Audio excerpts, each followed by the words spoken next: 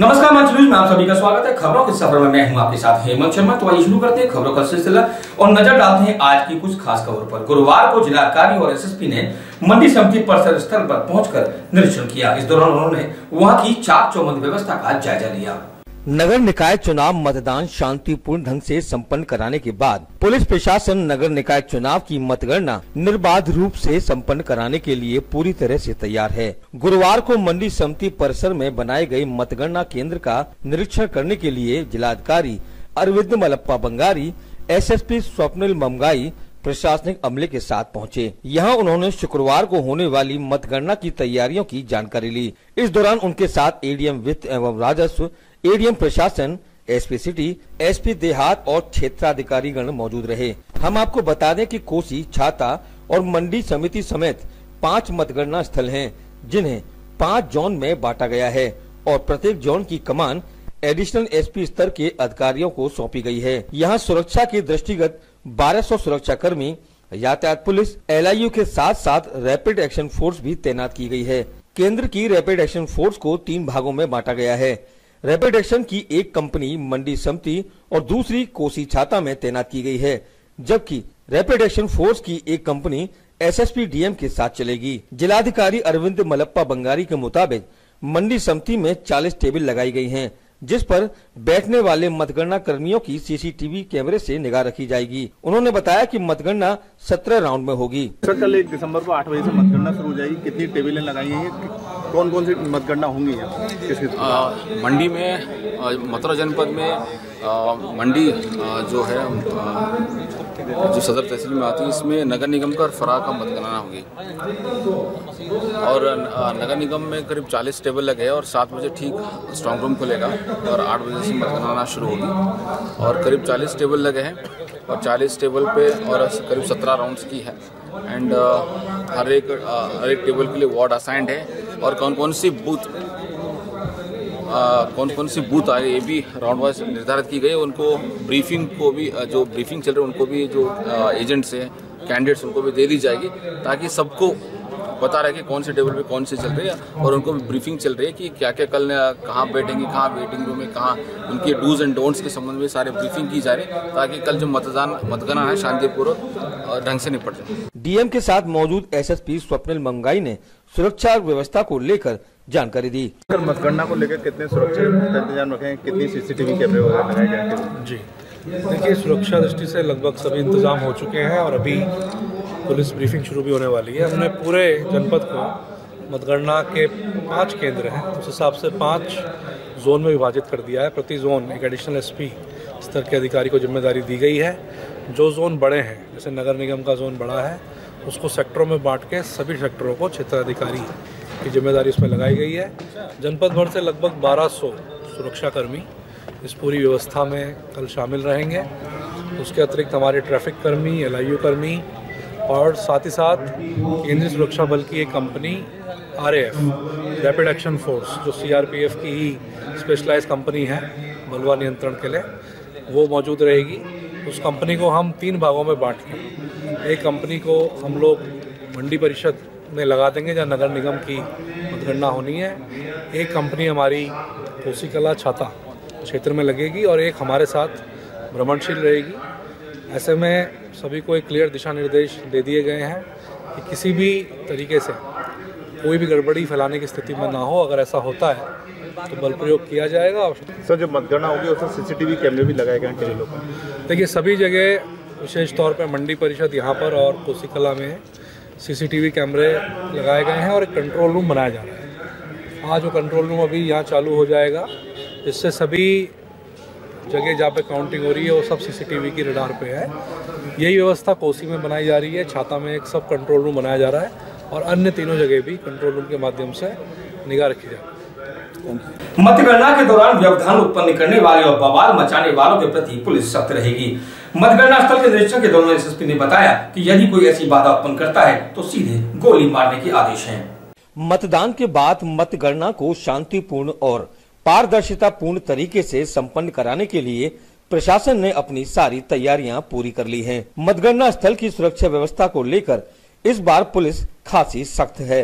हम आपको बता दें कि मतगणना के दौरान किसी ने मतगणना स्थल पर बवाल करने, व्यवधान उत्पन्न करने या कि फिर कोई भी अप्रिय घटना की तो ऐसा करने वाले व्यक्ति को भारी नुकसान उठाना पड़ सकता है। इस संदर्भ में हुई बातचीत में एसएसपी ने बताया कि मतगणना के दौरान किसी भी प्रकार का व्यवधान उत्पन्न करने वाले किसी भी व्यक्ति को गोली मारने के आदेश हैं।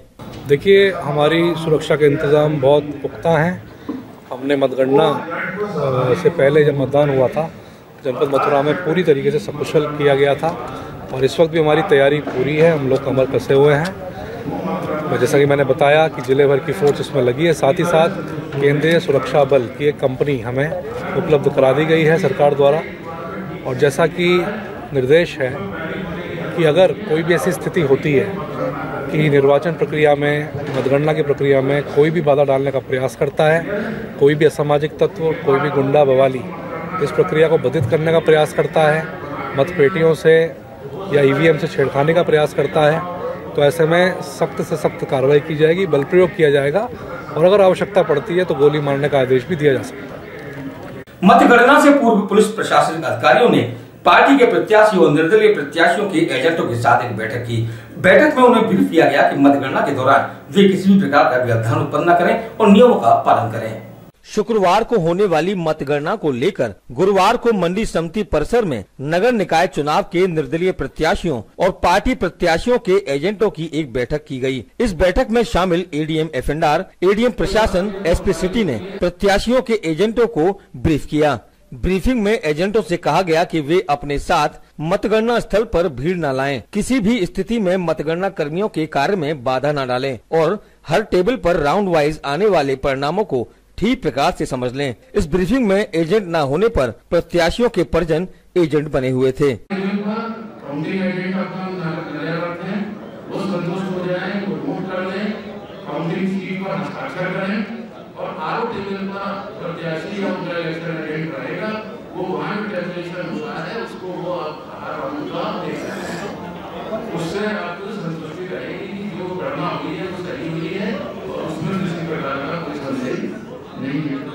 जितना सहयोग आपकी तरफ से रहेगा उतनी आसानी आपको भी होगी और पूरी काउंटिंग प्रक्रिया हम लोग समय से और अच्छी तरह से पूर्ण करवाएंगे।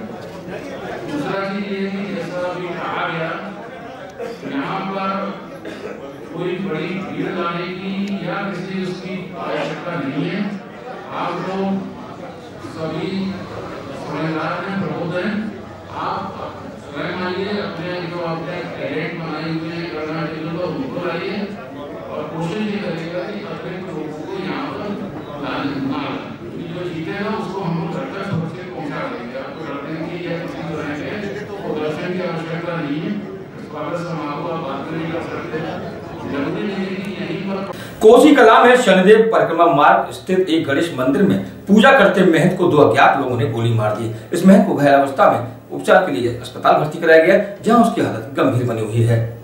कोकला वन स्थित शनिदेव मंदिर के परिक्रमा मार्ग स्थित गणेश मंदिर के महंत लाली दास पर उस समय बाइक सवार अज्ञात बदमाशों ने हमला कर दिया जब वो मंदिर में आरती कर रहे थे। आरती करते समय बदमाशों ने संत लाली शरण को 2 गोली मारकर गंभीर रूप से घायल कर दिया और मौके से भाग निकले।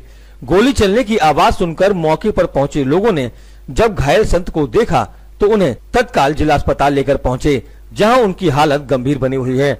बताया जाता है कि वर्ष 2013 में हुए एक झगड़े के मामले में संत लाली शरण गवाह थे। इसी मामले के आरोपी लगातार संत को गवाही न देने के लिए धमका रहे थे।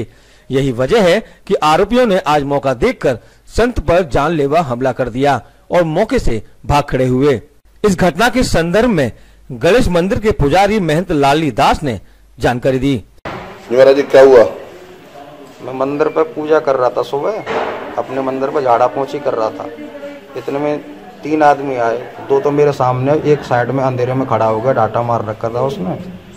आकर के मेरे से कहे महाराज जी एफिडेविट दो, हमारा जो केस चल रहा है उसमें आप एक एफिडेविट लगाओ कि मैं इस केस में हूँ, मतलब मैं इस केस में नहीं हूँ। उन लोगों ने कहा कि हम लोग नहीं है इस बात की, आप दवा उन लोगों से एफिडेविट लगा के कोर्ट में दे दो। मैंने कहा भाई मैं उनका भी नहीं दे रहा हूँ, तुम्हारा भी नहीं दे रहा हूँ, मेरा तो खाली वैसे उठना बैठना है, मेरा ना तुमसे कोई मतलब ना उनसे कोई मतलब। मैं तो एक इंसानियत के नाते उसको ले गया था हॉस्पिटल छोड़ के मैं वापस आ गया। मेरा तो कोई मैटर है नहीं। जो कहना तू एफिडेविट देगा आने मैं तो नहीं दूँगा। पर बस तुरंत पर उन्होंने गोली मारना शुरू किया। फिर मैं अंदर अपने मंदिर में घुसने लगा, गिर गया था मैं। एक गोली गेट में लग गई, एक पैर में लग गई। क्यों रंजिश मानते हैं लोग? ये उसी की वजह से मानते हैं कि इनके साथ क्यों उठना बैठना है, हमारा एफिडेविट दे दे बस, इसी बात की रंजिश है। उधर मामले की जानकारी होने पर पुलिस जांच में जुट गई है। इस संदर्भ में एसपी क्राइम राजेश सोनकर ने जानकारी दी। सर, कोसी कला में पुजारी को गोली मारी है, क्या है पूरा मामला, क्या कार्रवाई की जा रही है? आज परिक्रमा मार्ग कोकला वन में एक पुजारी को गोली मारने की सूचना पर हमारा पुलिस बल तत्काल मौके पर पहुंच करके इसकी पड़ताल कर रहा है, कैसे घटना हुई, और घायल को हॉस्पिटल भेज दिया गया है। समुचित इलाज किया जा रहा है, शेष कार्रवाइयाँ चल रही हैं। वृंदावन कोतवाली क्षेत्र के ग्राम सकना में बुर्जी बिटौरों और अन्य सामान में आग लग गई, जिससे हजारों का नुकसान उठाना पड़ा। पीड़ितों ने कहा है कि आग दबंगों द्वारा लगाई गई है, जो कि उन्हें वहां से भगाना चाहते हैं। वृंदावन कोतवाली इलाके के गांव सकना में जहां कुछ दबंगों ने जमीनी रंजिश के चलते दलित के घर के पास रखे बिटौरों में आग लगा दी। उनका इससे भी जी नहीं भरा तो गांव के दबंगों ने उनके बुजुर्गों के थानों को भी तोड़ दिया। जैसे ही आग की सूचना पीड़ित बनवारी लाल को लगी तो वो अपने बिटौरों में लगी आग को बुझाने के लिए दौड़ पड़ा। जिसने भी देखा वो आग की तरफ दौड़ पड़ा और आग को बुझाने में जुट गया। जब आग पर गांव के लोगों ने काबू नहीं पाया और जब आग ने बिटौरों को पूरी तरह से अपने आगोश में ले लिया तो ग्रामीणों ने 100 नंबर पर आग लगने की सूचना दी। आग की सूचना पर करीब 1 घंटे की देरी से पहुंची दमकल की गाड़ी ने बमुश्किल काबू पाया।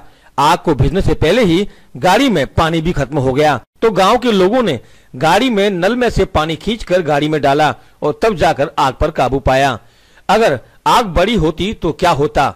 वहीं दमकल कर्मियों ने अपने हाथ से पाइप को उठाने की वजह मासूम बच्चों से उठवाया।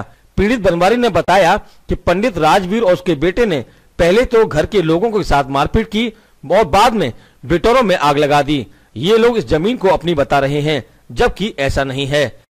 नाम है आपका? बनवारी। तो क्या हो गया है, कैसे आग लग गई? सर हम तो यहाँ थे नहीं, तो ये पंडित है राजवीर और मतलब ये उसका लड़का संतोष, उन्होंने आंच लगा दी, हमारे बड़े बूढ़ों से मारपीट कर दी। हम यहाँ थे नहीं, हम घर पे थे। जब तक आए जब तक वो भाग गए जज चौकी। और सर काफ़ी कम से कम 50,000 का नुकसान हो गया हमारा। थान वगैरह सब फोड़ दिए साहब। हमारे दई देवता कम से कम 80 साल से यहाँ पे जगह मौजूद है, सबको पूछा जाए यहाँ पे। तो क्या कारण रहे कि आपसी विवाद माना जा रहा है? क्या है उनका साहब खेत है यहाँ पे, जो करा साहब हमारी जमीन है ये, 80 साल से यहाँ जगह हमारी है ये। आग बुझाने के लिए अभी कोई गाड़ी नहीं आई? 1 घंटा हो गया सर, अभी कोई गाड़ी नहीं आई। फोन करे अभी तक कोई नहीं पहुंचा, कोई गाड़ी नहीं आई। 80 साल से वे लोग यहीं रह रहे हैं। आग की सूचना पर पहुंचे दमकल कर्मी ने बताया कि हम लोग मौके पर आ गए और आग पर काबू पा लिया गया है। ये सपना गांव में हम आग की सूचना मिली थी, आग पर हम तत्काल आए हैं और आग को बुझाना शुरू कर दिया। आग कंट्रोल में कर ली गई है, आग को पूर्ण से बुझाया जा रहा है। इन लोगों का कहना है कि घंटों पहले फोन किया था, गाड़ी अब आई है। ये गलत है, सूचना पहुँचते ही फायर ब्रिगेड तुरंत आई है और तुरंत आग पर काबू पाया जा रहा है। आग पर काबू पा लिया है? वो गलत कह रहा है, सूचना मिलते ही फायर ब्रिगेड तुरंत आइएगा। आग पर काबू पा लिया गया है? हाँ, आग पर काबू पाया जा रहा है और पूर्ण बुझाई जा रही है। और हमसे पहले यहाँ PRB की गाड़ी भी आ चुकी थी, जिससे हमने आने से पहले फोन से संपर्क भी किया था। उन्होंने बताया था कि आप छोटी गाड़ी लेकर के आ जाओ, हम तत्काल आ गए। और कोई विशेष बात नहीं है, आग को बुझाया जा रहा है। सूचना पे सकना गाँव में है? सकना गाँव में बनवारी ने सूचना दी 100 नंबर पे, हमारे गांव में आग लगी हुई है और हमको पंडित लोग मारपीट कर रहे हैं और हमारी जगह कब्जा रहे हैं, इसलिए हम तुरंत ही वहाँ से चल दिए। तो क्या पाया मौके पर? मौके पे देख रहे हैं हम कि आग जल रही है, लकड़ी और पंडे जल रहे हैं तो और ईंट पीट सब इधर उधर बिखरी पड़ी है। बता रहे लोग कि हमारे यहाँ थान था, थानों को हमारे गिरा गए और हमारे लोग खुद देख के गए। तो ठीक है भाई, अपनी कार्रवाई करो। विश्व लक्ष्मी नगर में ब्रज संस्कृति केंद्र मथुरा के बच्चों ने गोस्वामी तुलसीदास पर आधारित एक नाटक का मंचन किया, जिसे लोगों ने खूब सराहा। गोवर्धन चौराहा स्थित विश्व लक्ष्मी नगर में आत्मोन्नति देवालय के परिसर में ब्रज संस्कृति केंद्र मथुरा के 25 बाल कलाकारों द्वारा नाटक प्रस्तुत किया गया। ये नाटक गोस्वामी तुलसीदास जी के ब्रज आगमन को लेकर था, जिसकी अध्यक्षता सुप्रसिद्ध संगीतज्ञ हरिबाबू कौशिक द्वारा की गई। इस अवसर पर मुख्य अतिथि के रूप में सुप्रसिद्ध रंगकर्मी नाट्यभूषण लोकेन्द्रनाथ कौशिक प्रमुख रूप से विराजमान थे। विशिष्ट अतिथि के रूप में वरिष्ठ साहित्यकार डॉक्टर सोहनलाल शीतल, वरिष्ठ कांग्रेस नेता कुश कुमार सिंह और प्रमुख समाज सेविका लता चौहान मंचासीन रहीं। रंगकर्मी खेमचंद यदुवंशी के निर्देशन में उन्हीं के द्वारा लिखित नाटक गोस्वामी तुलसीदास का ब्रज आगमन का ब्रज संस्कृति केंद्र मथुरा के 25 कलाकारों द्वारा मंचन किया गया, जिसमें रामचरितमानस के रचयिता गोस्वामी तुलसीदास के ब्रज आगमन और श्रीनाथ मंदिर में श्री रामकृष्ण स्वरूप प्रभु के अद्भुत दर्शन की ऐतिहासिक घटना को संस्था के बाल कलाकारों ने मंच पर जब साकार कर दिखाया तो संपूर्ण वातावरण भक्तिमय हो उठा।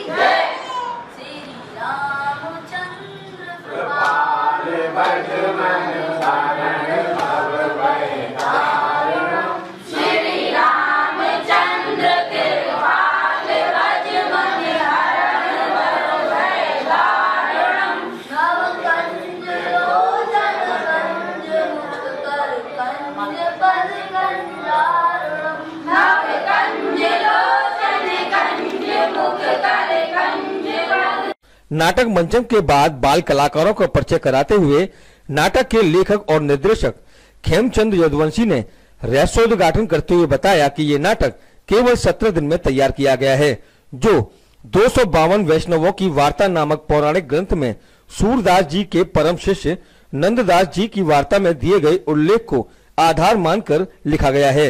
वास्तव में आज भी नाटक ही अभिव्यक्ति का सशक्त और सरल माध्यम है, जो हमें एक नई दिशा देता है।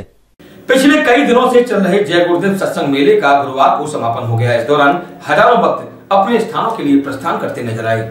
पिछले 26 नवंबर से आयोजित बाबा जय गुरुदेव के परम गुरु स्वामी घूरेलाल जी का 69वां भंडारा व सत्संग मेले का गुरुवार यानी 30 नवंबर की शाम को समापन हो गया। इस मेले में देश के कई राज्यों से आए बाबा के भक्त शामिल हुए, जो मेले का समापन होने के बाद अपने वाहन और अन्य संसाधनों के माध्यम से अपने गंतव्य स्थल की ओर रवाना हुए। रवाना होने से पूर्व भक्तों ने बाबा जय गुरुदेव से जुड़ी किताबें, कपड़े और अन्य सामग्री की वहां लगी दुकानों से खरीदारी की। मेला समापन के संदर्भ में बाबा जय गुरुदेव आश्रम के व्यवस्थापक बाबू राम ने मंच न्यूज को जानकारी दी।